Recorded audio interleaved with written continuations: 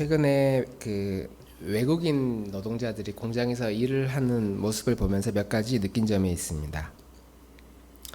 이 친구들이 한국에 들어온 지 5년이 되고 한 10년이 넘었는데도, 그리고 여기서 결혼도 하고 아이도 키우고 애들도 학교 다니고, 그리고 아버님, 동생, 친척들이 다 한국에 들어와서 살고 있는, 그래서 이제 다른 나라에 갈 일이 없고 거의 우리나라에 한국에 들어와서 모든 가족들이 다 살고 있어도 이 친구들에게 그 회사에서 어떤 권한을 가진 직책을 주지 않는다는 겁니다. 처음에 들어왔을 때와 계속 오랫동안 일을 해도 계속 단순한 노동하는 일을 많이 합니다. 아주 특별한 경우 여성분들 중에 반장을 하시는 분들이 계시더라고요. 근데 저분들은 왜 저렇게 반장을 합니까? 했더니 그 일을 할 한국 사람이 없어서. 보통 한국 사람이 이제 약간 한 50대 아줌마들이 이제 반장 역할을 해요. 그래서 넌 이거 하고 넌 이거 하고 이제 여자분들한테 이렇게 시키는데, 그 역할을 해줄 아주머니들이 없는 부서는 그 외국인 중에 가장 짬밥이 센 분이 이제 반장 역할을 해요. 그래서 반장 그냥 아무것도 아니 똑같이 일을 하는데도 뭔가 그 고난이라고 포스가 느껴져요. 그런 남자들은 대부분 집 나르고 정리하는 그런 단순한 일들을 주로 합니다. 외국인 노동자들 중에 트럭이나 버스 운전하는 이런 경우도 거의 없고, 급할 때 기계들을 다루는 기계 운행들을 하는 경우가 있지만, 대부분 단순 작업을 하는 이제 그 사람들을 보면서 저는 요셉이 생각이 났습니다. 요셉. 애굽이라는 나라에서 요셉은 이방인이고 나그네고 외국인인데 어떻게 그 나라에 권한을 가진 사람이 됐을까? 그 과정이 우리가 생각하는 것보다 훨씬 더 험난한 과정인데 어떻게 그런 일을 할 수 있었을까?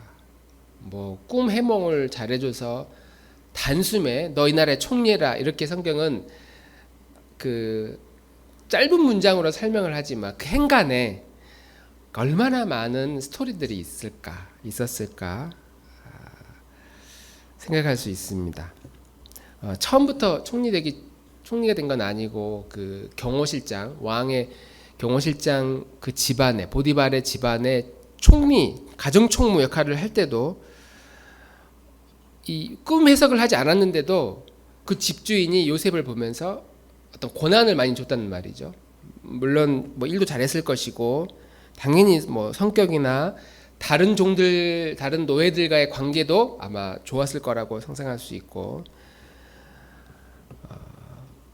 그래서 그런 집안에 집주인뿐만 아니라 집주인의 아내도 마음에 들어할 정도로 어떻게 행동하면 그런 사람이 될 수 있을까, 이런 생각을 해보게 됩니다.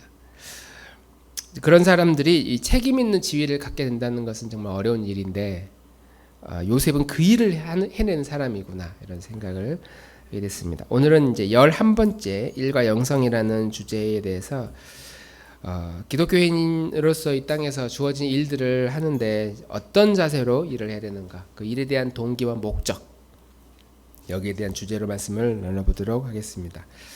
요셉에 대한 이야기를 좀 해보면요, 요셉은 이제 따뜻한 집안의 가정에서 거의 막둥이, 밑에 동생이 한 명 있지만 가장 사랑을 받았던 막내 아들로 그렇게 살다가 형님들에게 배신을 당했죠. 팔려갑니다.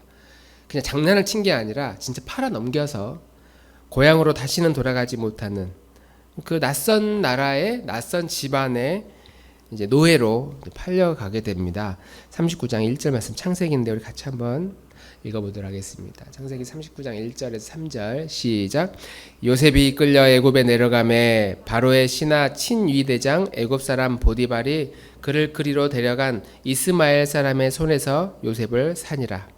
여호와께서 요셉과 함께 하심으로 그가 형통한 자가 되어 그의 주인 애굽 사람의 집에 있으니 그의 주인이 여호와께서 그와 함께 하심을 보며 또 여호와께서 그의 범사에 형통하게 하심을 보았더라. 아멘. 한 집안에서 가장 사랑받았던 사람이 요셉이잖아요. 거친 일을 해본 적도 없고 아버지가 입혀주는 그 색동옷 입고 형님들 밭에서 일할 때 이렇게 구경만 다녔던 그런 사랑받았던 아들이 이제 하루아침에 노예가 됐습니다. 아주 낯선 나라, 언어도 잘 통하지 않은. 그러니까 굳은 일을 분명히 안 해봤을 법한 사람인데 그런 상태의 사람이 낯선 나라, 낯선 환경, 낯선 신분으로 팔려가서 잠을 잤던 그 첫날 밤이 잠이 왔을까?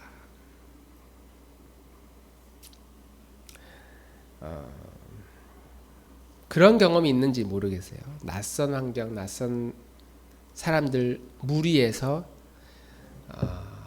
그것도 의지와 상관없이 살아가야 되는 그런 환경. 남자들은 있죠. 네, 남자들은 있습니다. 여성분들은 뭐 비슷한 환경이 뭐 있을 수 있겠지만 시집 가서요?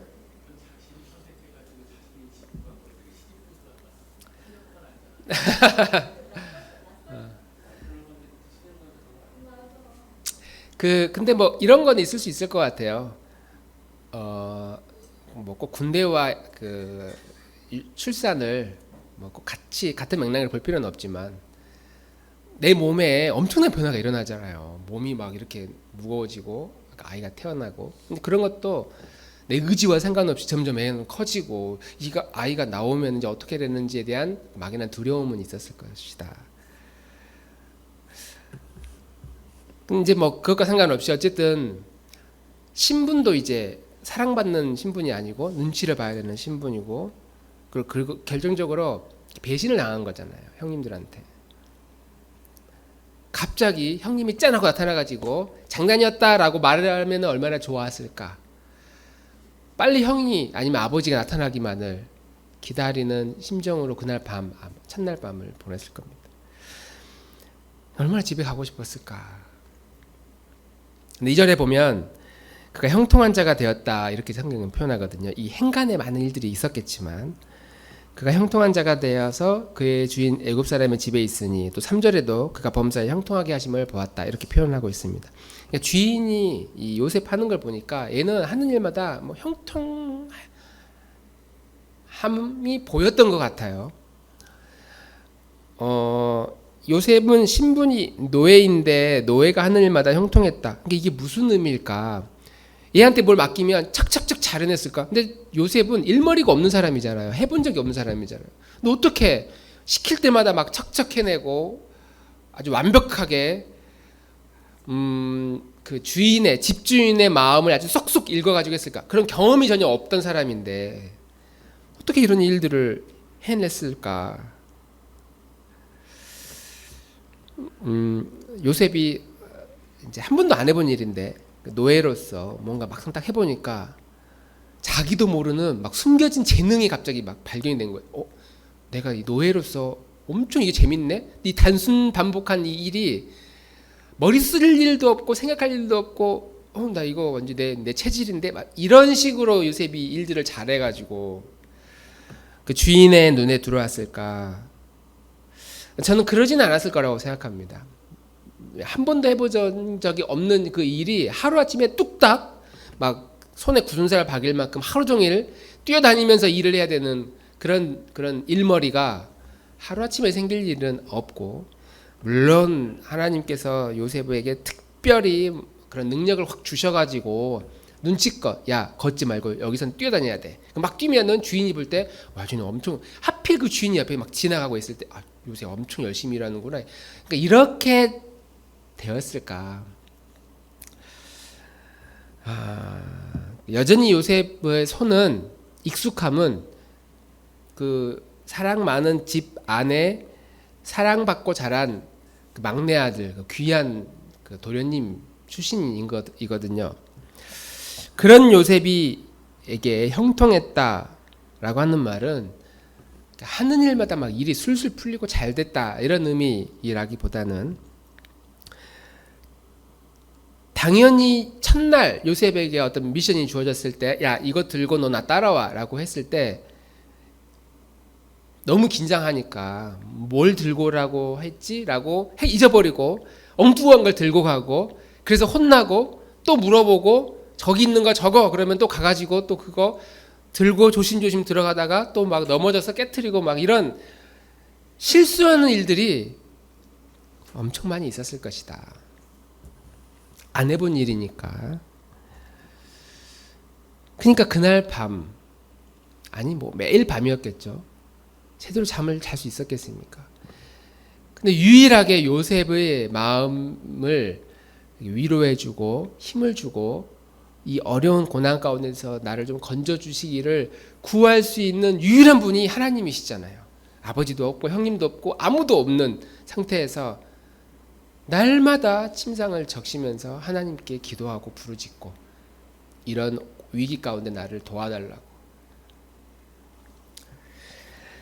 매일 밤마다 하나님을 바라볼 수 없게 하는 그 하나님에 대한 신뢰와 의지, 그것 자체가 성경은 형통함이었다 이렇게 표현합니다. 하나님을 매일매일 의지하고 하나님과 함께 하려고 하는 그런 삶. 2절 다시 한번 읽어볼게요. 2절 시작. 여호와께서 요셉과 함께 하심으로 그가 형통한 자가 되어 그의 주인 애굽 사람의 집에 있으니. 우리 세번역 성경으로 이렇게 번역합니다. 시작. 주님께서 요셉과 함께 계셔서 앞길이 잘 열리도록 그를 돌보셨다. 요셉은 그 주인 이집트 사람의 집에서 살게 되었다. 그러니까 이 행간에 무슨 일이 있는지 우리가 그냥 한 줄만 딱 기억하면서 갑자기 형통한 사람이 된 게 아니라 주님께서 요셉과 함께하는 것, 주님께, 그러니까 매일마다 실수할 때마다 넘어질 때마다 마음이 막 괴롭고 혼나고 아니면 매를 맞을 때마다 매일 하나님을 의지할 수밖에 없는, 그래서 하나님과 더 가깝고 더 친근하고, 그래서 매일 하나님과 동행하는 그런 삶을 살 때마다 점점 그 앞길이 잘 열려져서 결국에는 이 보디발의 그 집주인, 이 보디발 그 집주인의 집에서 살게 되었다. 노예들이 뭐 엄청 많았을 거 아니에요. 아마 뭐 별관에서 살고 어디서 살고 뭐 아니면은 주인의 눈에 띄지도 못하는 그런 허드렛 일만 하는 이제 그런 역할이었다가 점점 주인이 살고 있는 본청으로 들어가서 살게 된. 그런데 사람들은, 성경은 기록하기를 그가 잘 되었기 때문에 형통한 자가 아니라 하나님과 함께 하셨기 때문에 형통해졌다. 만약 우리가 생각하는 이 형통함이라고 하는 것은 집을 샀는데 집이 막 집값이 한 3배로 뛰어요. 청약을 넣었는데 청약 넣는 것마다 다 당첨이 돼. 주식 사면은 막 수익이 100배, 200배 돌아오고, 신문에서 보는 그런 일들이 나에게 막 일어나고, 그렇게 됐다면 우리는 야, 저 사람은 하는 일마다 저게 형통해, 잘 돼. 그걸 형통함이라고 우리는 생각하는데,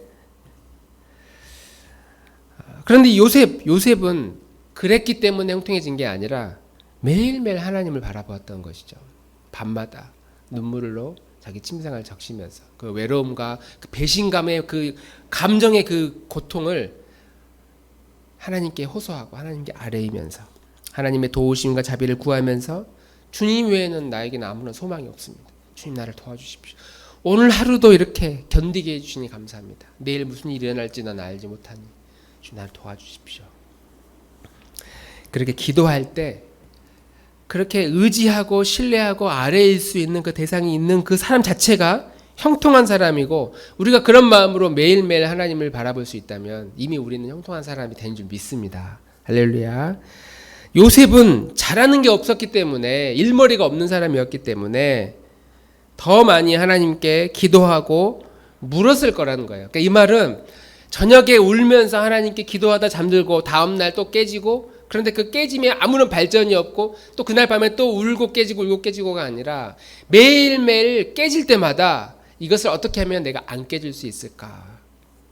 하나님께 묻고 지혜를 구하고, 그래서 방법을 찾고 학습하고 배우면 이걸 잊어버리지 않기 위해서 온갖 노력을 다하고 다음날 걸 해내고, 그 해내게 하신 하나님께 또 그날 밤에 부르짖으며 감사하고. 남들보다 이 일을 처리하기 위해서 더 많이 연구하고 생각하고 방법을 찾았던, 그러니까 이런 노력들이 있었을 거라는 말이죠. 우리는 하나님의 은혜하면, 구원하면 공짜로 이렇게 얻어지는 거니까 아무런 대가가 없다고 생각하는데, 구원을 알면 알수록 이게 어마어마한 대가를 지불하고 나에게 주어진 것이구나, 그걸 우리는 알고 있잖아요.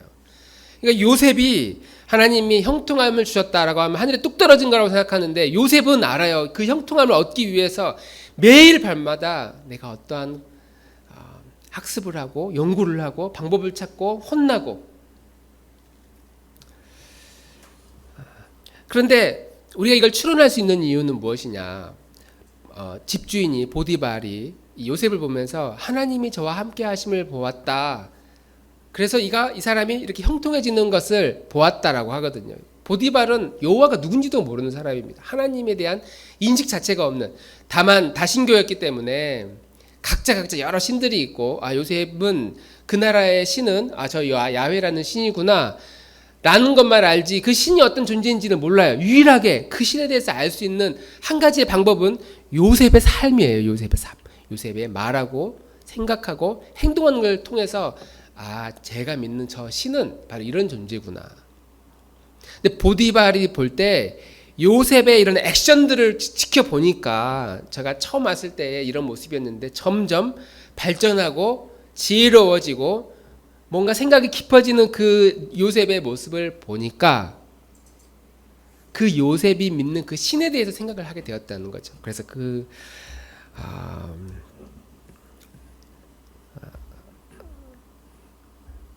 보디발이 볼 때, 그 집주인이 볼 때 요셉만 본 게 아니라 요셉과 함께 하시는 그 신을 보게 되었다. 그래서 저가 형통하게 되었다라는 사실을 이제 알게 되었다는 거죠.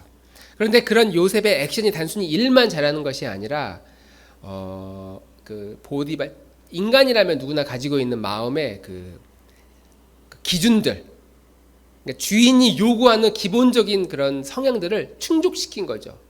그러니까 만약에 일을 시켰는데 일하다가 나는 기도를 할 시간이니까 주인님 저 이거 못하고 갑자기 저 이거 못하겠고 저 기도하러 가야 됩니다 하면 짐 싸들고 갑자기 어디론가 사라져. 그래서 1시간 동안 기도하고 와. 왜냐하면 이게 우리 종교의 아주 특징이기 때문에. 만약 요셉이 그랬다면 그는 매일 1시간씩 기도하고 올 때마다 돌아와서 1시간씩 두들겨 맞았을 거예요. 주인의 그 마음에 합당하지 않으니까.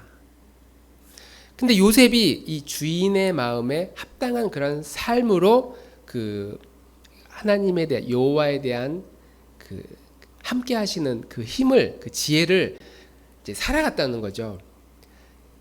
그러니까 이건 단순히 요셉이 신에 대한, 여호와 하나님에 대한 믿음 생활에 대한 어떤 평가가 아니라 요셉이 어떻게 살아가는지에 대한 인간으로서 기본적으로 가지고 있는 삶의 원리에 충실했다는 것을 우리는 알 수 있습니다. 집주인이 볼 때 맞아, 상식적으로 이렇게 일을 해야지. 노예들이 주인 안 볼 때는 일 안 하고, 주인 보면은 일 열심히 하는 척하고, 시키면 핑계를 대거나 아니면 요령을 피우거나, 이게 주인의 입장에서는 저는 안 해봐도 보인다고 그래요. 사장님들이 볼 때 밑에 직원들이 한 달 동안 일하는 거 보면은 열심히 일하는지 요령을 피우는지 이 사람이 진실하게 하는지 대하는지 이게 보인다고 그러죠.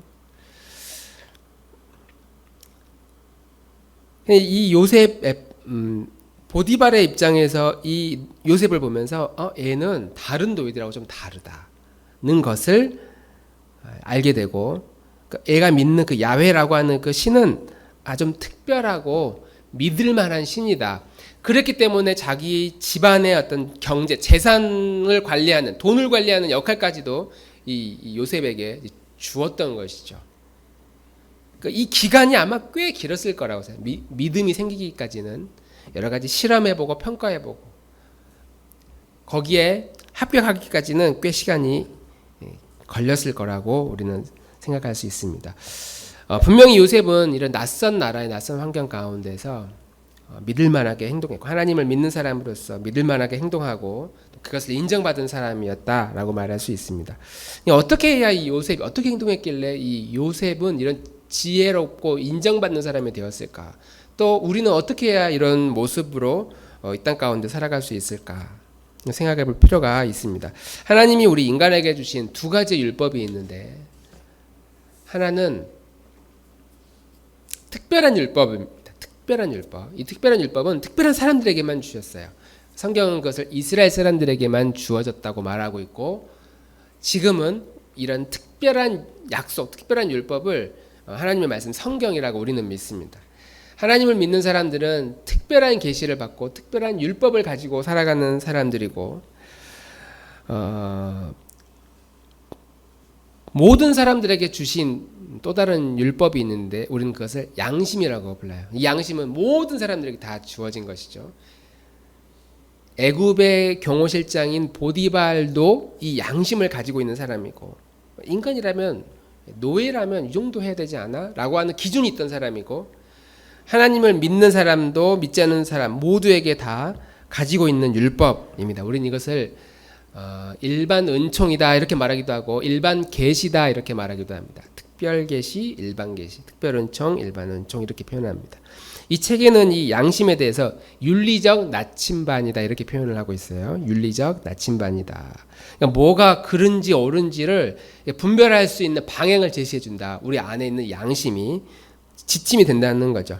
그러니까 요셉은 어떤 사람이냐? 일단 특별 계시를 받은 사람이겠죠. 그의 아버지로부터 아브라함에 대한 이야기를 들었을 거고, 이삭과 또 그의 아버지 야곱에 대한, 우리가 어떤 민족이고 어떤 하나님의 약속을 받고 그 야훼이신 하나님 우리 민족을 통해 우리 가정을 통해서 어떤 일을 행하실지를 요셉은 들어왔을 거예요. 세상을 누가 만들었고 왜 인간은 타락하게 되었는지, 노아 방주 시대에 있었던 이야기들도 흥미진진하게 들었던 사람입니다. 그런데 지금 요셉이 살고 있는 이 삶의 현장은 이 특별 계시가 별로 도움이 안 되는 현장에 살고 있잖아요. 특별 계시를 티를 내서도 안 되는 현장입니다. 다른 나라, 다른 문화권에 살고 있고, 애굽이라는 이방 나라에 살고 있고, 근데 이 애굽은 어떤 것이냐? 특별 계시가 없고 일반 계시로만 움직이는 세상인데, 그것도 제 기능을 못하는 세상. 뺏고 죽이고 싸우고 속이는 그런 타락이 난무한 그런 세상에서 어떤 사람들이 겨우 가지고 있는 이 일반 계시, 마음의 양심에 따라 그나마 움직이는 것 때문에 그 나라가 유지가 되고 사람들이 살아가고 있는 그런 현장이죠. 마치 우리가 살고 있는 이 우리나라의 형편도 비슷한 모습이라고 생각합니다.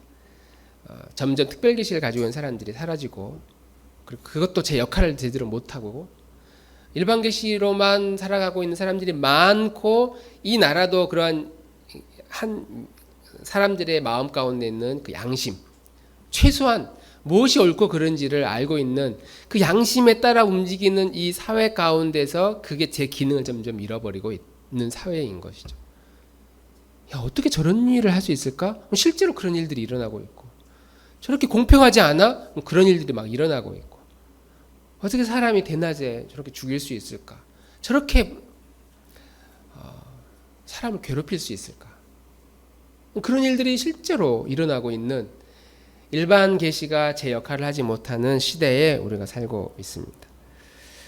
근데 그때 요셉 안에 있는 어떤 특별 계시의 그 힘은 지금 별로 중요하지 않아요. 별로 제 기능을 못해요. 이건 요셉과 하나님의 관계에서 일어나는 일이고, 아침에 눈을 뜨는 순간 요셉은 그 안에 있는 일반 계시, 마음의 양심에 따라 이제 부지런히 움직여야 되는 그런 상황, 양심에 따라 정직하고 진실하고 충직하게 살아야 돼요. 그리고 사람들은 그걸 보고 요셉을 평가하는 거죠. 보디발이 요셉의 그러한 모습을 보았습니다. 저놈은 몇 번 시험을 해봤는데 누군가를 속이지 않아. 요령을 피우지 않고 정직해. 물건을 갖다 주고 가져오라고 했는데 중간에 빠진 게 없어. 빼돌리지 않아요. 왜 그런가 지켜보니까 그 요셉 뒤에 요셉에게 임하는 그 특별한 계시들, 특별한 은혜들, 하나님에 대한 그런 믿음, 그러니까 하나님에 대한 존재를 알게 되죠. 그래서 요셉 뒤에는 저 하나님 야훼라는 분이 계시구나. 그래서 우리는 궁금한 것은 한 번도 이 요셉 안에서 막 점점 성장해가는 이 일반 은총의 그 능력이, 그 지혜가 어떻게 해서 이렇게 빨리 그리고 강력하게 요셉의 삶을 사로잡을 수 있었을까? 이 책에는 이제 몇 가지 지침들을 설명해 주고 있어요. 하나님의 나라 안에서, 이 땅 가운데서 하나님이 주신 지혜로 어떻게 해서 그 지혜를 극대화하는 삶을 살 수 있느냐. 몇 가지 이제 지식이 필요한데 세 가지 정도 이야기를 하고 있습니다. 첫 번째는 일단 가장 중요한 건 하나님에 대한 지식이 필요하다. 특별 계시에 대한 이해가 필요하다. 그런데 그런 이해는 이 성경을 내가 5번 읽고 10번 읽고 교회를 내가 교회에서 예배를 일주일 동안에 몇 번 예배를 드렸고 기도를 하루에 몇 시간 하고 이런 물리적인 수치와 상관없이 인격적인 하나님에 대한 지식이 필요하다. 그러니까 하나님에 대해서 어떻게 알아갈 수 있느냐? 직접 부딪혀 봐야만 알 수 있는 것이죠. 하나님이 어떤 분이시고 하나님이 나를 향한 어떤 계획이 있는지, 진짜 그분이 내 곁에 살아계시는구나 하는 이 사실을 직접 현장에서 부딪혀 보면서 알게 되는 그 지식이 우리에게 필요하다. 그러려면 어떻게 되느냐? 그런 현장으로 가야 되는 거죠. 나를 보호해주는 모든 환경 가운데서는 하나님에 대해서 알 수 없다. 요셉이 아버지 밑에서만 살았다면 이런 일반 은총의 강력한 지혜와 능력들이 생겨날 수 있었겠습니까? 그냥 특별 계시와 특별 은총만 가지고 그 집안 안에서 그냥 살았을 것이다. 근데 하나님이 이 요셉을 이런 애굽의 낯선, 그리고 사람들에게 배신당하는 이런 환경 가운데 밀어 넣었을 때 요셉이 거기서 아주 고통 가운데서 씨름하면서 하나님에 대해서 찾고 부르짖을 때 하나님 이런 분이시구나 그걸 알게 된 것이죠. 우리가 고난을 당할 때, 어려움을 당할 때 가장 먼저 해야 될 것이 무엇이냐? 하나님을 찾는 것이죠. 하나님께 기도하고, 하나님 왜 나에게 이런 일들을 자꾸 주십니까? 그렇게 하는 것으로 우리는 하나님이 어떤 분이신지를 더 많이 알아가게 된다. 그런 인격적인 지식이 필요하다는 겁니다. 두 번째는 하나님에 대한 지식이 기본적으로 필요하지만, 두 번째는 자기 자신에 대한 지식이 필요하다. 나 자신에 대해 내가 어떤 존재인지를 우리는 알 필요가 있다. 우리는 내가 뭘 잘하고 뭘 못하는지 사실 잘 몰라요. 왜냐하면 그런 거를 이렇게 훈련해 본 적이 별로 없어요. 어렸을 때 태어나면 부모님이 다 해주죠. 초등학교, 중학교를 가면 당연하니까 가요. 문과를 가냐 이과를 가냐, 내 친구들이 많이 가는 데를 갑니다. 여학생들은 주로 문과를 많이 가고 남학생들은 다 이과를 많이 가고. 대학 지나갈 때 내가 꼭 대학을 가야 될까? 우리 이런 생각 안 해보잖아요. 다 가니까 나도 어디는 가야지.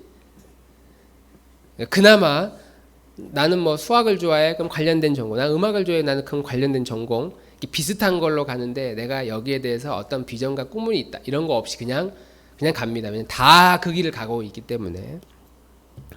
다 취업을 해요. 그럼 그래, 돈을 벌어야지. 그럼 그게 삶이니까 취업합니다. 다 결혼을 해요. 누가 나를 좋아한대. 그럼 좋아하면 사귀다가 또 그냥 결혼을 해요.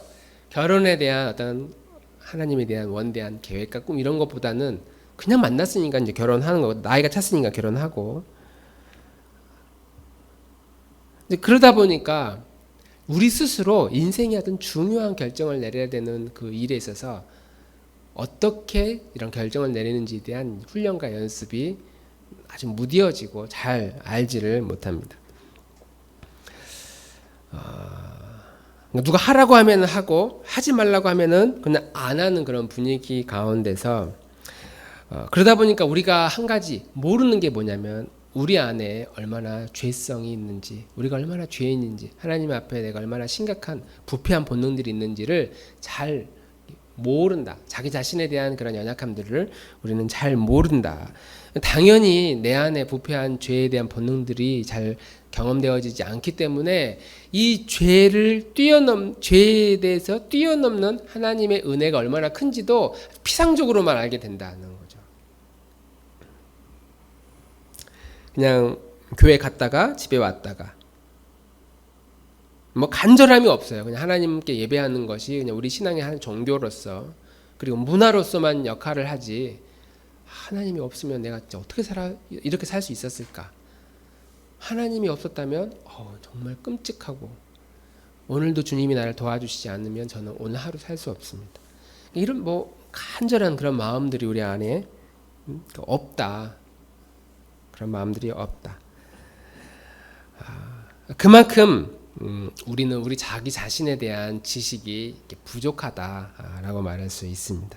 요셉이 그걸 느낀 거잖아요. 팔려오고 나니까 자기는 아무것도 아닌 걸 이제 그제서야 발견해요. 내가 잘할 수 있었던 것도 여기서는 아무 쓸모가 없고 완전히 밑바닥에서, 자기가 이렇게 한없이 아무것도 아닌 무능한 존재라는 걸 알고 나니까 하나님을 간절하게 찾게, 그 깊이만큼 하나님을 간절히 찾게 되는 거죠. 철저하게 요셉은 아무것도 아니게 된 자기 자신에 대한 성찰, 거기에 대한 묵상, 자기가 어떤 존재였는지, 색동옷 입혀진 게 자기 자신이 아니라 이렇게 벗겨진 것 같은 낯선 환경 가운데 존재하는 그게 이게 진짜 내 모습이구나. 그러니까 이런 모습들이 요셉을 정말 지혜롭게 했다라고 말할 수 있습니다. 세 번째는 이런 모든 지혜들은 결국은 경험을 통해서만 얻어진다. 직접 부딪히고 직접 체험을 통해서만이 얻어진다라고 말할 수 있습니다. 물론 경험이 많다고 해서 꼭 그 사람이 성장하고 성숙해지느냐, 그런 건 아니겠죠. 실패를 많이 한 사람은 보면은 또 비관적이 되고 마음도 강팍해지고 그렇게 됩니다. 자기 자책을 또 많이 하고 실패를 많이 하게 되면 또 그런 경우가 있더라고요. 너 그럴 줄 알았다. 너가 그러면 그랬지. 그러니까 경험이 많다고 해서 성숙해지는 것은 아니지만, 우리가 첫째, 둘째, 성경과 하나님에 대한 그런 지식이 우리 안에 있고, 그리고 그것을 근거로 내가 어떤 존재인지에 대한 깊은 성찰, 이거를 책상 위에서만 공부해서 얻어지는 것이 아니라 우리의 일상의 삶 가운데서, 마치 요셉이 종으로 팔려간 그 첫날부터 대단한 능력을 발휘해가지고 형통함이 승승장구했던 그런 모습이 아니라 매일매일 깨지고 혼나고 매를 맞고, 그런데 좀 더 성장하고 그 자기의 감정을 쉽게 드러내지 않고 그 감정을 조절하고, 그리고 쌓여진 지식들을 계속 축적해내고, 이런 경험들이 계속 가다 보니까 그걸 통해서 요셉에게 이런 하나님이 함께 하시는 형통함의 그런 평가가 이루어졌던 것처럼,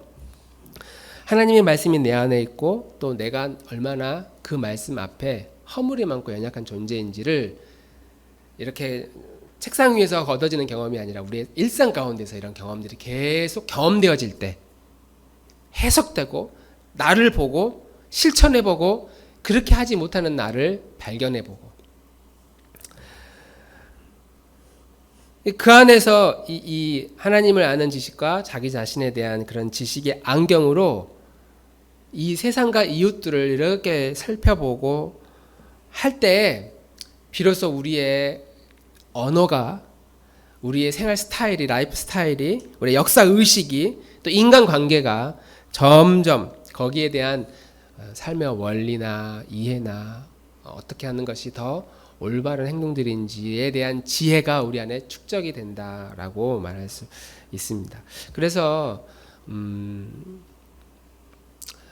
하나님께 특별한 경우에는 기도 응답을 받기 위해서 기도원도 가고 산으로도 가고 특별한 시간을 보내는 것도, 금식도 하고 이런 것도 중요하긴 하지만, 우리는 어려운 일을 당할 때마다 그 어려움을 가져다 주는 환경을 회피하잖아요.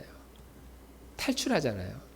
근데 그럴 때마다 그런 어려운 환경 가운데서 계속 하나님께 묻고 방법을 찾고 기도를 하는 것, 그런 것들이 얼마나 우리의 인생에 있어서 중요한가라는 것들을 우리는 알 수 있습니다.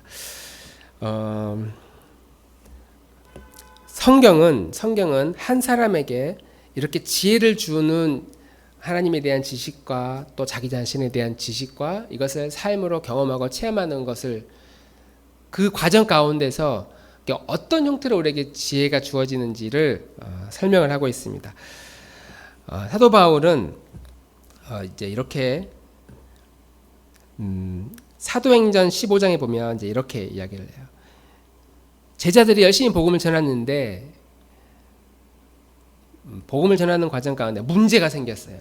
믿는 사람들끼리 이제 문제가 생겼습니다. 그래서 이제 다 모였어요. 총회를 개최해가지고 우리에게 문제가 생겼다. 뭐냐? 우리는 복음을 믿고 하나님의 자녀가 되었는데 문제는 헬라인들은 상관없는데 유대인들 가운데 우리가 그동안에 지켜왔던 율법에 대한 그런 원리들이 있다. 제사를 드려야 되는데 음식을 먹어야 되는데 이거 먹어도 되나 안 되나? 누구는 먹고 누구는 안 먹고. 근데 이게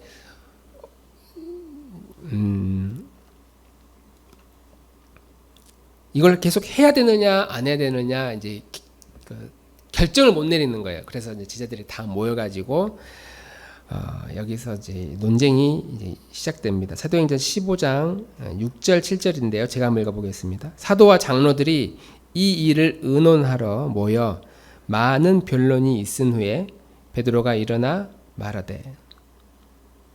저는 이제 이 구절을 보면서 하나님이 우리에게 어떤 지혜를 주실 때 우리가 신앙생활에서 특히 설교를 듣고 나면 그런 생각 많이 하잖아요. 그래서 어떻게 살라는 건지 말을 해줘야지. 왜 저렇게 끝내지? 그런 경우가 엄청 많이 있잖아요. 그리고 그런 것을 말해주는 그런 공동체나 그런 교회는 이게 설교가 귀에 쏙쏙 들어온다고 그래요. 그런데 웃긴 건 그렇게 쏙쏙 들어오게 살지 않아. 아, 저렇게 살아야 되는구나. 아, 저렇게 저 말이었구나. 라고 했지만 살지 않아. 왜냐하면 그렇게 들리는 그 지식은 내 지식이 아니잖아요. 그냥 들려진 것일 뿐. 마치 수학 문제를 푸는데 그래서 이거 답이 뭐야 답이. 선생님이 야 답은 3번이야. 3번이구나 하면서 우리는 3을 딱 적는데 왜 3번이 나오는지는 모른 채 그냥 답을 주니까 그 답을 쓰는 거예요. 우리는 신앙생활에 있어서 그게 너무 익숙해. 어렸을 때부터 남들이 하니까 하고 교회를 가니까 교회를 가고 예배를 드리니까 예배를 드리고 그런 문화에 우리는 너무 자연스러워. 그런데 진짜 하나님이 내 곁에 내 인생에 어떤 의미를 주시는 분인가에 대한 나와 하나님과에 대한 그런 관계는 1년에 한 번 정도 10년에 한 번 정도 생각하지 매주마다 우리는 그런 고민과 실험을 하지 않으면서 시간을 보냅니다.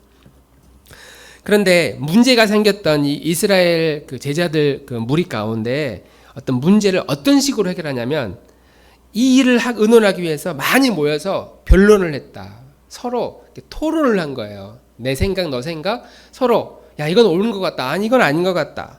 그리고 논쟁하고 토론하고 이걸 반박하고 해서 내린 결론.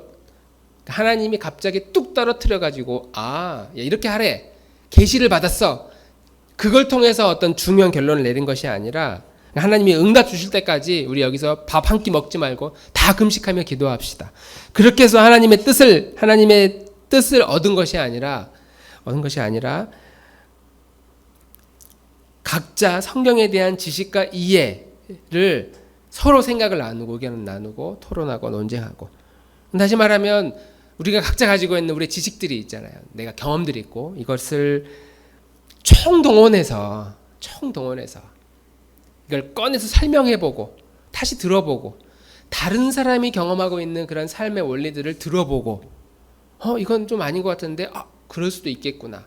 이걸 조합해보고 검토하고 그러다 보니까 이렇게 하는 것이 맞구나.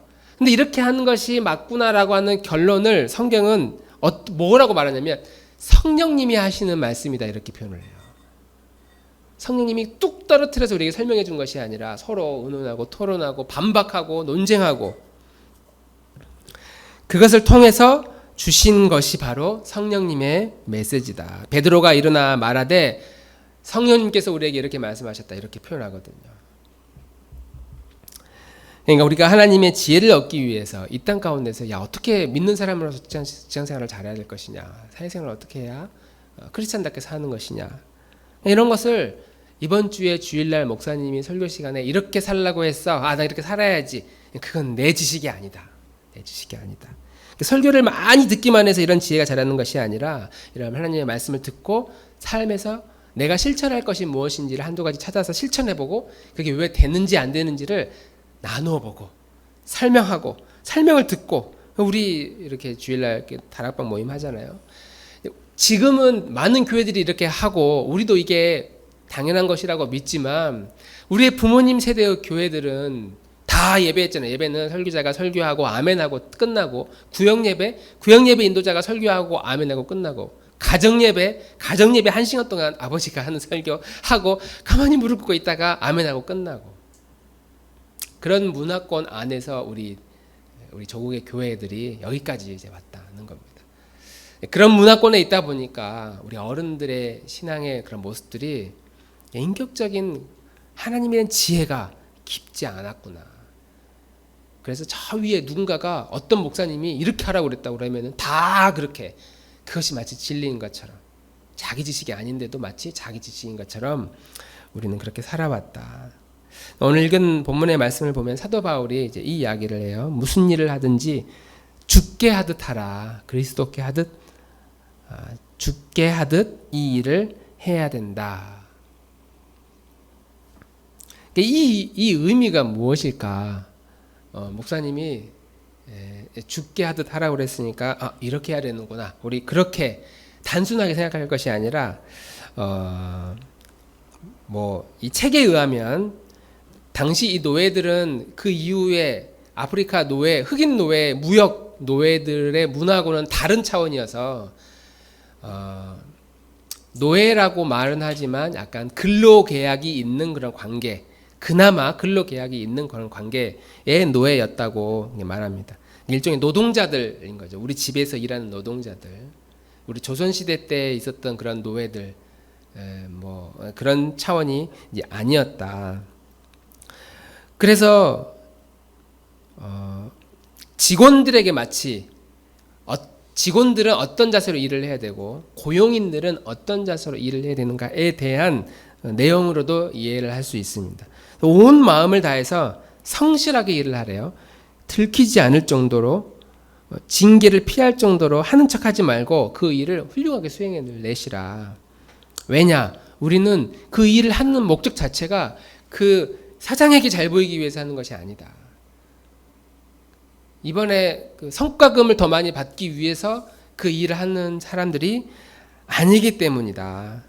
우리의 진정한 보상은 우리의 마지막 날, 인생의 마지막 날 하나님께서 해주시는 것이기 때문에 고용주가 주는 그런 대가에 크게 연연할 필요가 없다. 그래서 우리는 존경과 두려움으로, 그리고 기쁜 마음으로 일을 해라. 한마디로 쫄지 말고 일을 해라. 그게 근로자들이 가져야 할 태도다라고 말하고 있습니다. 성경은 존경과 두려움 그리고 기쁜 마음으로 일을 하라라고 했기 때문에 우리가 문자적으로 정말 기쁘게 해야 되는구나 하면서 이어폰 딱 꼽고 즐거운 음악을 틀어놓고 즐거운 마음을, 감정을 일으키는 그런 모습들, 존경과 두려움으로. 두려움은 있어요. 위에 사장님이 또 불러오면은 뭐 잘못했나? 쫄아가지고. 존경, 없는 존경을 어떻게 만듭니까? 집주인을 어떻게 존경하죠? 사장님을 어떻게 존경해요? 도저히 존경할 수 없는. 그러니까 이렇게 문자적으로 해석할 것이 아니라 이것이 어떤 의미인지를 우리의 삶에서 마치 요셉이 애굽 땅에서 낯선 환경 가운데서 매일매일 깨지지만 그 가운데서 계속 매일매일 한두 가지라도 배우고 학습하고, 그래서 이것을 성장시키고, 이렇게 한 것처럼 우리의 삶 가운데서 내가 이 회사에서, 이 일터에서 어떤 마음으로 일을 해야 되는지, 그래 어떻게 해야 하나님이 기뻐하실지에 대한 방법과 연구는 누구도 가르쳐주지 않는다는 거죠. 스스로 그 방법을 찾는 거죠. 나만의 존경하는 것, 나만의 두려움, 나만의 기쁜 마음을 이 단어 안에 나만의 방식, 그 일반 은총으로 누구나 다 받아들일 수 있는 그런 단어들을 이 안에 집어넣는 거죠. 그럼에도 불구하고 사랑하는 마음으로 일을 해야 되겠구나. 내가 저 사람을 왜 저렇게 이해가 안 됐는데 저 사람이 자라온 환경이나 여러 가지 주변을 보니까 그것을 내가 용납하고 받아들이는 마음으로 일을 해야 되겠구나. 나에게 주어진 나만의 그런 방법들을 마치 주님께 대하듯 우리는 이 일을 찾아서 일을 해야 된다. 이것이 피고용자들이 해야 될 일의 태도라고 한다면 고용인들에게도 한마디 합니다. 9절 같이 한번 읽어보겠습니다. 시작. 주인된 이 여러분 종들에게 이와 같이 대하여 위협을 그만두십시오. 그들의 주님이시요 여러분의 주님이신 분께서 하늘에 계신다는 것과 주님께서는 사람을 차별하여 대하지 않으신다는 것을 여러분은 아십시오. 자, 이제 예를 들면 우리가 이제 오너가 됐습니다. 그리고 우리가 직원을 고용해서 어떤 일을 이제 맡겼어요. 근데 바울이 뭐라고 하느냐? 그거 원래 너가 할 일인데 너의 직원이 너 대신 해주는 거 아니냐? 너가 오너인 것처럼 말하지만 실제로 너 위에 누가 있는지 아느냐? 하나님이 너의 오너다. 너 하나님 밑에 있는 사람이다. 그걸 늘 기억해라. 너 하나님 아래에 너 원래 종된 사람이다. 그게 너의 신분이다. 그걸 늘 기억해야 된다. 왜 이런 이야기를 하느냐? 지금도 사장님들끼리 모이면 대부분 뭐 하냐면 직원들을 어떻게 해야 일 잘 시키고 돈 조금 주면서 문제 있는 직원들을 어떤 식으로 다뤄야 되는지에 대한 이야기를 엄청 할 거 아니에요.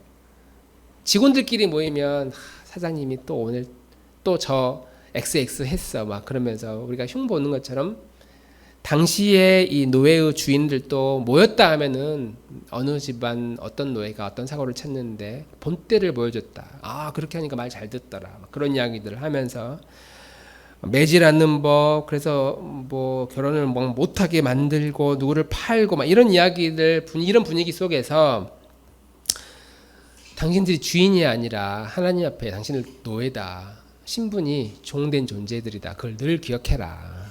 그 사실을 늘 기억해라 라고 이렇게 말하고 있습니다.